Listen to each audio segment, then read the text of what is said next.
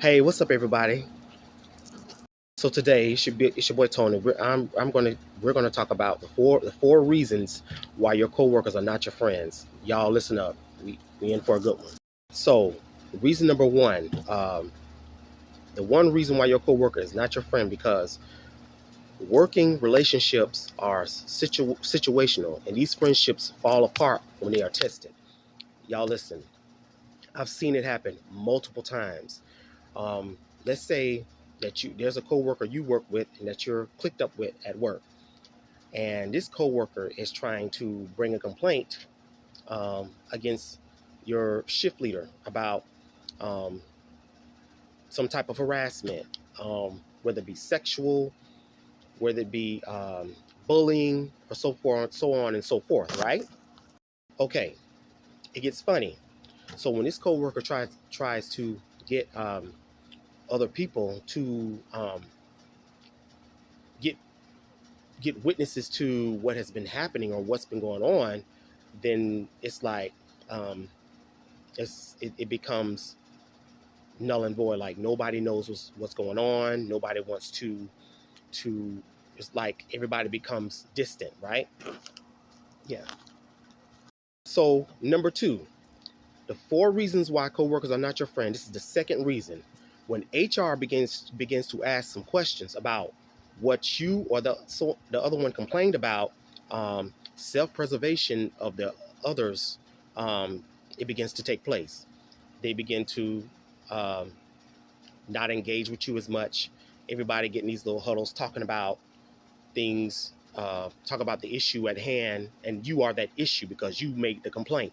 So of course, it's the energy is different, quote unquote. So HR is like really really a big reason why people get scared in the workplace when questions get asked and things go down and the truths get told and you out of a job, right? Because somebody's like, hey, I'm not going to lie for you, I'm not going to sugarcoat nothing for you. You went in, you said this to this one. I witnessed it, especially if they witnessed it and you and the person is good with you and you're in the wrong, you're going to lose your job. They're not gonna. It's just not gonna be one of those relationships where they're gonna have your back. It's work. Sorry, not sorry. Number three, we have competition. Listen, we all know everybody get jealous um, when a coworker gets recognized or get employee of the month or has nice things said about them by the customers and stuff like that, and they're not getting that same attention. um, it's bad.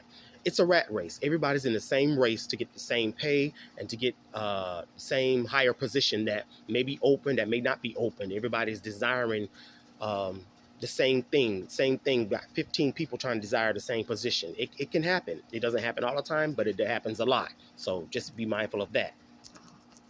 So the fourth reason, um, the fourth reason why a coworker or coworkers are not your friends is because of the legal claims.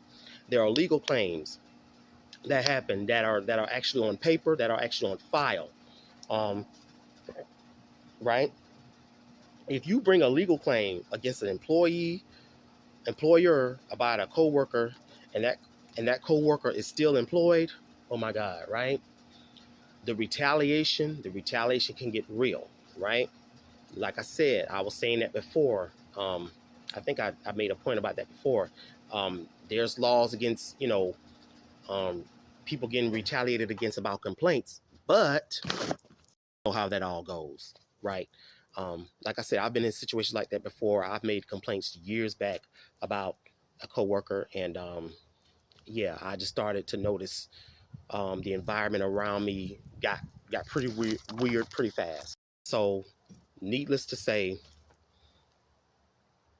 these people. Okay, for instance, I'll talk a little bit briefly. When I made a complaint years back when I was coming up in my 20s about a certain coworker who said something out the way to me, and I was like, why? Those people I kiki with talked to had a had a work relationship, a cordiality with, if that's a thing. Um, Now they barely speak. That like they act like they don't know who I am, and this was years ago. There's people who still would know my face. They still would act like I did something wrong. It's weird. It's just that kind of stuff you will definitely deal with in the workplace, and it can leap out into the community too, and that's a whole nother different story. And a lot of people on YouTube talk about that kind of stuff, and I have a while back, and I'll leave it there. People, everybody, employees, managers, whomever, everybody's employed. We would like to think that. Just understand, when you're working, when you're employed, the people who you are forced to be in agreements with to work alongside, just know, be mindful, keep your eyes and ears open. They are not your friends. You can have a hey and a bye. You can speak. That does not mean that they are clean. That does not mean that they have your best interest. That does not mean that they won't stab you in your heart, stab you in your back. That does not mean that they won't make up fictitious, um, fictitious. I don't want to say allegations, but um, say things that are not true, that are outlandish, so to speak, about you. Just because they may smile, just because they and they're and another thing, I work around a lot of people who will over exaggerate everything, any little thing that you did do or any little thing that you didn't do. Okay, I told y'all I'm in the healthcare field, so we all know about these over exaggerations, right? Right. Just be mindful that people out here, they don't care. They can work alongside you, and they could be plotting to um, unalive you while at work. I've watched numerous stories about this a lot. So yeah, it's real out here in these streets. Very real. So just y'all keep that in mind, people. Keep that in mind, people. And that's everybody. Me, everybody who's employed, everybody who's um, police officers, nurses, doctors, lawyers, essential workers, everybody. Fast food, excuse me. We all have to watch ourselves and watch what we do and watch how we treat people. Watch the company that we keep, watch the conversations that we have in these workplaces too. Yeah. Um, yeah. I was working at a nursing facility